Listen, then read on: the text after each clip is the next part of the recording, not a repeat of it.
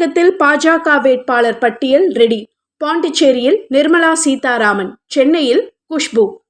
தமிழகத்திற்கு நரேந்திர மோடி இம்மாதம் 25ஆம் தேதி வர இருப்பதாக சொல்லப்படுகிறது. அந்த நேரத்தில் கூட்டணி கட்சிகள் அனைவரையும் மேடையேற்ற வேண்டும் என்று தமிழக பாஜக தீவிரம் காட்டி வருகிறது. தற்போது பாஜகவில் பன்னீர், டிடிவி தினகரன், ஜி.கே. வாசன், ஐ.ஜே.கே. பச்சமுத்து, புதிய நீதி கட்சி ஏசி சண்முகம், சமத்துவ மக்கள் கட்சியின் சரத்குமார், புதிய தமிழகம் கிருஷ்ணசாமி ஆகியோர் இருப்பது உறுதி செய்யப்பட்டுள்ளது. பாட்டாளி மக்கள் கட்சி இன்னமும் உறுதி கொடுக்காமல் இழுத்து கொண்டிருக்கிறது. இந்த நிலையில் பாஜக சார்பில் நாடாளுமன்ற தேர்தலில் நிற்க விரும்புபவர்கள் பட்டியல் தயாராகியுள்ளது.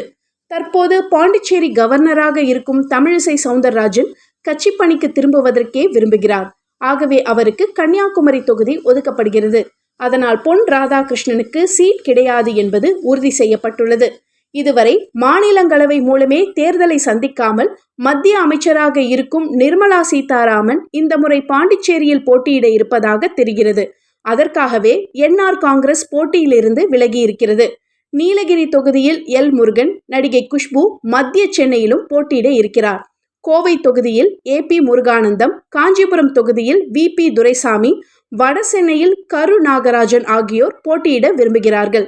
இவர்களை தவிர தடா பெரியசாமி, வினோஜ் பி. செல்வம், பேராசிரியர் சீனிவாசன் உள்ளிட்ட சிலர் சீட் கேட்டுள்ளார்கள். நடிகர் சரத்குமாருக்கு திருநெல்வேலியும், கிருஷ்ணசாமிக்கு தென்காசியும், ரவி பச்சமுத்துக்கு பெரம்பலூர் தொகுதியும், ஜி.கே. வாசனுக்கு தஞ்சையும், ஏசி சண்முகத்துக்கு வேலூர் தொகுதியும் ஒதுக்கப்பட்டுள்ளதாம். பாமகவின் இறுதி முடிவுக்கு பிறகே முறைப்படி கூட்டணி கட்சிகளுக்கு உரிய இடங்கள் ஒதுக்கப்படுமாம். எப்படியும் 20 தொகுதிகளில் பாஜக நிற்பதில் உறுதியாக இருக்கிறதாம்.